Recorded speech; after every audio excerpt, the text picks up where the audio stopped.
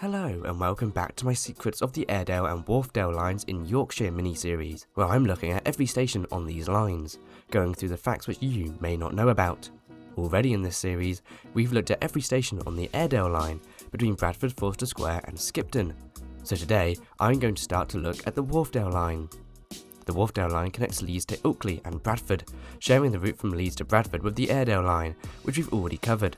The line from Ilkley meets the Shipley line at Apperley Junction, whilst the line from Shipley to Ilkley meets the Leeds to Ilkley line south of Guiseley at Esholt Junction.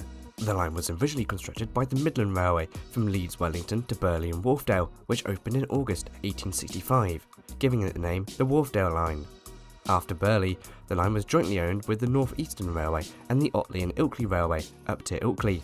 Services from Shipley to Ilkley run via Baildon station, whilst all other services from Ilkley to Leeds run via Kirkstall Forge, although not stopping there.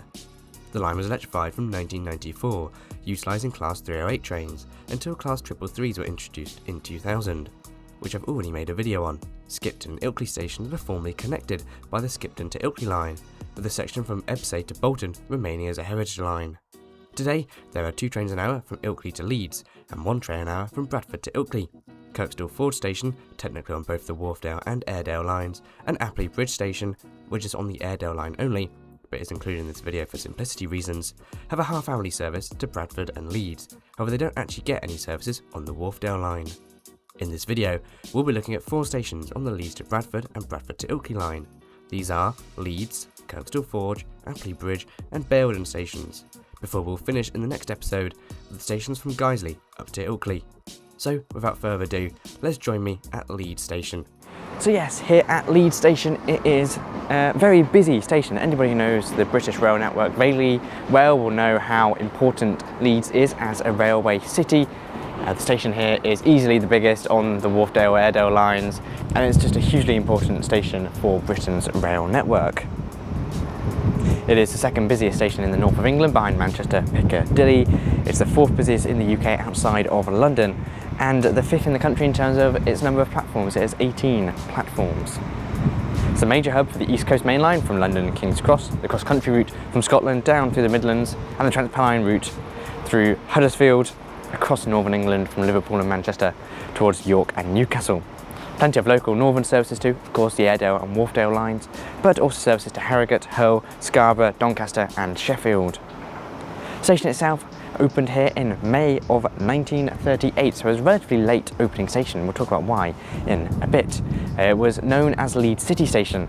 Now this station was originally a combination of 2 separate stations, Leeds Wellington Station, which opened in 1846, and Leeds New Station, which opened in 1869. Now the original services on the Airedale and Wharfedale lines from Skipton and Ilkley and Bradford, when they first opened in the early 1840s, they ran into Leeds Wellington Station. The station here at Leeds City was designed by William Hamlin, with Leeds Central remaining unaffected by the merger, so there was another station in central Leeds, Leeds Central, although this closed in 1967. The railway was nationalised in 1947, and 20 years later the station was remodelled following the closure of Leeds Central, with all the services diverted here into Leeds City. The station here was electrified in 1988 as part of the East Coast Main Line electrification, and was officially known as just Leeds from a few years prior, although there are still a lot of telltale signs of the station being called Leeds City, including on the exterior of the station, and there's like some trolley sections where you used to be able to get trolleys for luggage. They still have the words Leeds City on them, so Leeds City still remains as a term, but the station is just more commonly known as Leeds. However, by the late 1990s, there was a change necessary here at Leeds just because of how busy things had got. The station was at capacity, and also it was a little bit outdated, last being remodernised in like the 1950s and 60s. Hence, starting in 1999, finishing in 2002, a major construction work remodelling was undertaken here at Leeds. 5 new platforms were added towards the south, with more approach tracks added towards the west. The former disused parcel station, which is just behind me, which was also the former Leeds Wellington site, was reopened as a car park and just general public space, I guess. The 1967 roof was also replaced. The roof was quite similar to Euston, I believe. That was replaced by a new glass and metal canopy, which doesn't look too bad. It reminds me a bit of Birmingham New Street's weird other footbridge, which it has. If you know, you know. but it's got a new footbridge which actually replaced the original underpass. Now, one really weird thing is Leeds Whitehall station, which actually was a temporary one-platform station which was opened about, I think, a mile south of here, or half a mile south of the station here at Leeds. It was a temporary station opened between 1999 and 2002 whilst the works were being undertaken, because there were a lot of platforms taken out of use. The capacity of this station here at Leeds was significantly reduced, so a new temporary station was opened, one platform. It served, I think, Arriva Northern services to Manchester Airport or something like that. And that station closed in 2002. It was just a temporary station. There's a few pictures online you can see of it, but there's not really much information about it. A new £17 million station entrance was opened in 2013, including a widened footbridge and access to the river below. The main central entrance was completely rebuilt from May 2023, with some work to New Station Street still continuing to this day. It's been like that for years. I don't actually know what they're doing. There's like a new clock tower since I last came, so they're definitely doing something there. But that's part of a £46 million station regeneration of the front outside of the main Leeds central entrance. Now, where I'm standing right now is actually the newest platform here at Leeds, Platform 0, which was opened in 2021 as part of a general increase of capacity for the Airedale and Wharfedale lines, as well as other services, such as I think the services to Harrogate also can depart from here, and I think the services to Bradford Interchange via Cottingley, is it? I think they depart from here. Basically just another platform was added because the room was there for it. So yeah, Platform 0, you don't get many of them in the UK. The station was infamously supposed to be part of HS2. A new station was going to be built like to a 90-degree angle of the original station here. I think it was going to be at a lower level, or perhaps even underground. Meant to be part of the HS2 Eastern leg, as they called it. That was cut back in, I think, November 2021 to East Midlands Parkway, and then completely cut by Rishi Sunak in probably, what was it, October 2022 was it? Or was it 2023? Anyway, that was cancelled, obviously. So the only services to London that it gets at the moment are from London North Eastern Railway, which I believe are half-hourly.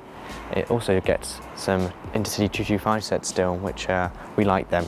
We like the 225s. There have also been some plans for the car park just behind me, which was the former site of Leeds Wellington, to be completely rebuilt into new platforms. So that could add like another 3 or 4 platforms to Leeds if necessary. And in 2024, old relics of the original Leeds station, which was Leeds Marsh Lane, which opened in 1834 towards the outskirts of the city. Old remnants were discovered from that, including an old railway turntable and sleepers, which are found on the original site, which was on the Leeds to Selby line. Leeds Station is currently the 16th busiest station in the UK for 2024 to 2025, with 27.3 million passengers using it, which was a near 10% increase from last year. So passenger figures are definitely growing from the COVID pandemic. Now in this series, I do quite like to talk about the places that we're in, but it's always quite difficult with large cities. I could spend all day talking about Leeds and its history, but Leeds, home to over 500,000 people, it's the country's 4th largest urban economy, has over 109,000 companies, and it's one of the largest private sector company locations in the UK, so very big for private sector businesses. It's the 4th largest student population in the UK. I think it's got like 5 universities or something ridiculous. Historically, it grew in the Industrial Revolution, as did literally everything in the north of England, with its iron foundries, printing and engineering industries gaining Leeds city status in 1893. And yeah, the city today is a big one with a thriving economy, and yeah, it's cool.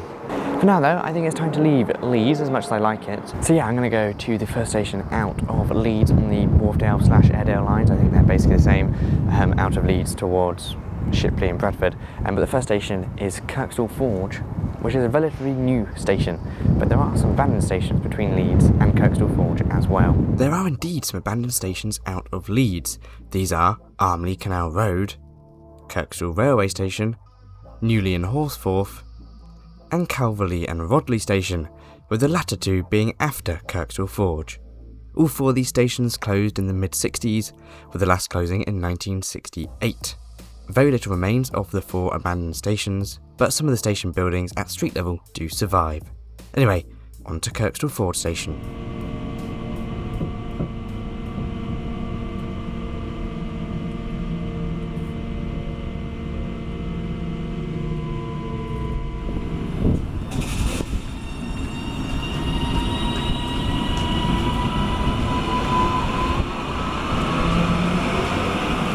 Right, hello, welcome to Kirkstall Forge, where It's a party atmosphere here on this Saturday morning.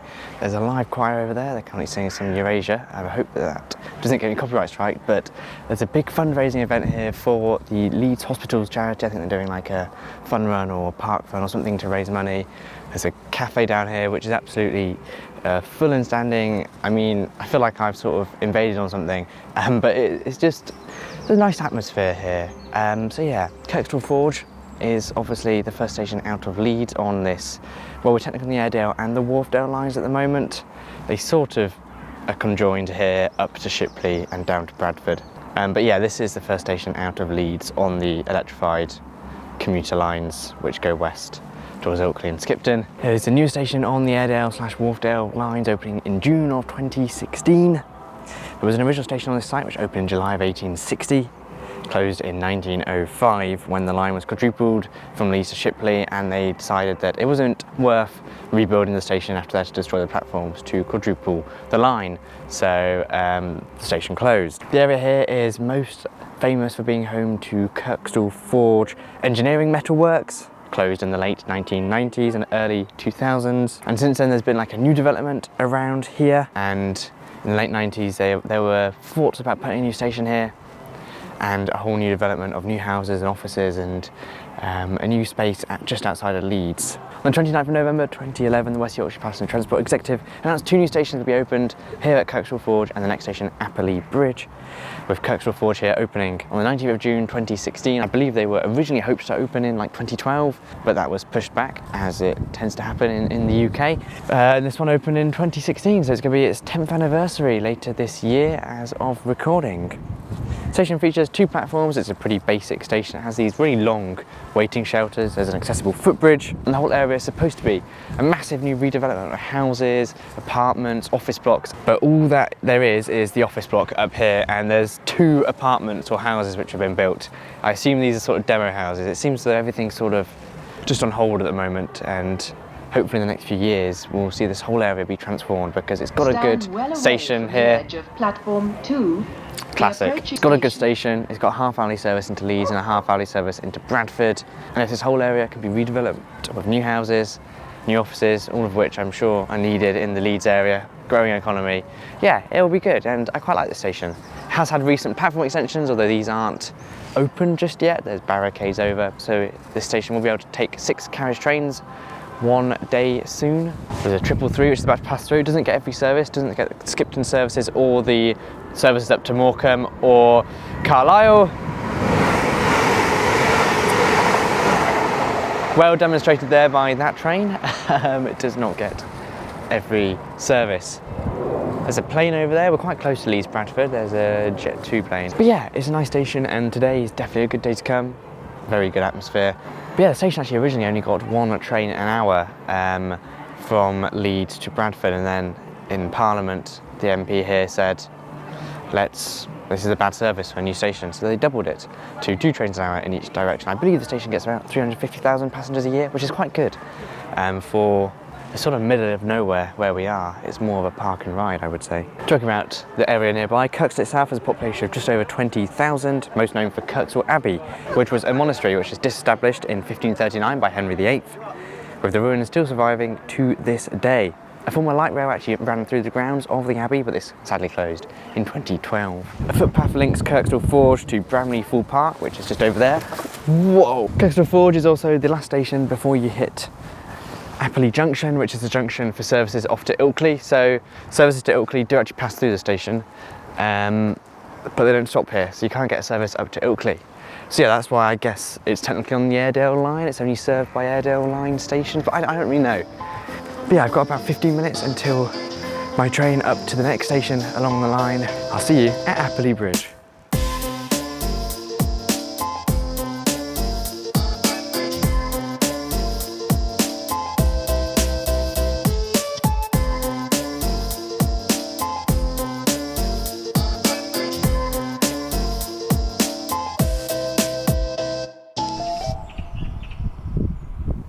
Right, hello, welcome to Apperley Bridge station, not Apperley Bridge. That station is on the Southport line and actually is already featured in one of my previous videos. I've positioned the camera really badly because the sun is really in my eyes, so I'm gonna move it over. Now this is another pretty new station opening in December of 2015. The station here is just 600 metres northwest of Apperley Bridge junction, which is the main junction off for the line up to Ilkley, which I was surprised to see was single track, so no wonder only 2 trains an hour in each direction can pass through on that single track section. There was an original station here at Apperley Bridge. It opened in July of 1846 as a temporary station. More facilities were added later in 1847, including a roof over both platforms. And in 1847, the name Apperley Bridge was dropped to just Apperley. It originally served Woodhouse Grove School and was renamed to Apperley and Rawdon in October of 1890, Apperley Bridge and Rawdon in 1893, Apperley Bridge dropping the Rawdon in 1961 and closed in 1965. Like Kirkstall Forge, it doesn't get every train. And it doesn't get those. That is a train off to Morecambe via Lancaster, I believe. But like Kirkstall Forge, only gets 2 trains an hour up to Bradford and into Leeds. The Ilkley and Skipton, well, the Ilkley services don't even stop here, they go off on the different line, but the Skipton services pass through, and so do the Morecambe and services up to Carlisle. So yeah, it gets a decent service, but it's definitely not an intensive service like some of the other stations along the line. So yes, the station closed in 1965, but unlike Kirkstall Forge, it survived the original quadrupling of the line through in 1900 and actually gained 2 more platforms. So it had 4 platforms at the turn of the 20th century, sorry. And you can still see there's lots of old traces of where the old quadruple track line used to go. There's like an old bridge, there's old gaps in the road bridge to let the tracks run underneath. There's a lot of evidence here of where the line was 4-track. But in the 1950s though, the station under British Rail saw regular diesel services. Just 80 passengers per day used the station, which was just 2 per train. And then in 1965, Dr. Richard Beeching recommended the station's closure. Not the line though, of course, but the station closed in 1965. The station was planned to open as early back as 1999 when the West Yorkshire Passenger Transport Executive proposed its reopening. It submitted a business case for this finally in 2009, which included Kirkstall Forge. Both were due to open in 2012. Planning permission was granted in November 2011, as said at Kirkstall Forge, with the station opening delayed on the 15th of December 2015. It has 2 staggered platforms and a 300 vehicle car park.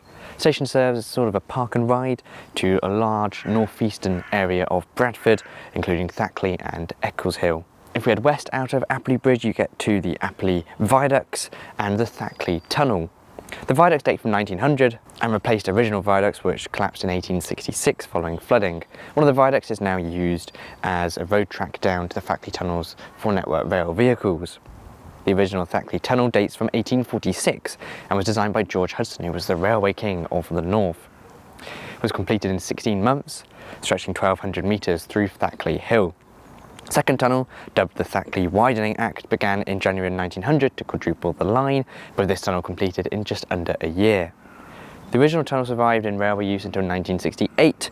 It is still currently owned by Network Rail, but when the line was reverted back to just 2 tracks, they opted to use the more modern tunnel, because the old tunnel has seen some not full collapse, but it's not structurally sound. And there are no plans to bring the old tunnel back into railway use, although there have been some ideas floated of re-quadrupling this line, but I'm not sure how you would get away with it. I think there's too much infrastructure in the way. Apart from that, the station is quite basic in terms of facilities. It really is just 2 platforms staggered. Step-free access are provided by ramps, but the actual on the platform, it's a shelter. There's a few bins and benches, dot matrix screens. There really is not much here. I always say that a station is better than no station, even if it's an extremely basic one. But yeah, like a lot of new stations which have opened in the past 10, 15 years, there's not a lot happening here. But this station has recently turned 10 years. It is a decade old now, a few months ago. And obviously Kirkstall Forge is approaching its 10th anniversary as well. But yeah, not much to say about Apperley Bridge. The actual area of Apperley Bridge, I think it's quite a small village, but it's a little while from here. I think you have to drive in to really use the station. Although it does get direct buses to Harrogate and Bradford, and I think also the airport. And the school that I mentioned, Woodhouse Grove School, still open, still remains a busy station and to be used by Woodhouse Grove School. I think the station gets nearly 500,000 passengers a year, which is quite impressive given its not hugely intensive service and the fact that we're not in the most built up area of West Yorkshire. But let's go to the next station. Now, It's a bit weird now because the next station that I'm going to go to in the video is Baildon, which is on its own weird little line. It's on the line from Ilkley down to Shipley, so it gets to Bradford to Ilkley services. So it's a weird little station. It's not on this line. It's not on the main Ilkley line either. It's on a little section on its own single piece of track. We'll talk more about it at Baildon. So let's go to Baildon. I'm not sure the best way of getting there. I might go back into Leeds, or I might head up to Shipley and change there. There's a class 333 which is about to pass through behind me. So yeah, I'll see you at Baildon the station. Let's go.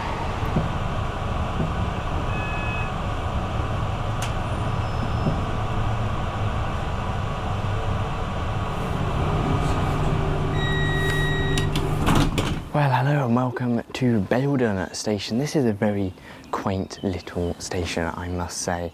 It's just got the one platform here. So yeah, this is the weird little link line, which gets just an hourly service, which yeah, isn't too busy. There's not a lot going on. It's still technically on the Wharfedale Lines, but it's a bit of an awkward station because I can't say, oh, you know, this is the next station from Apperley Bridge, because that's Shipley.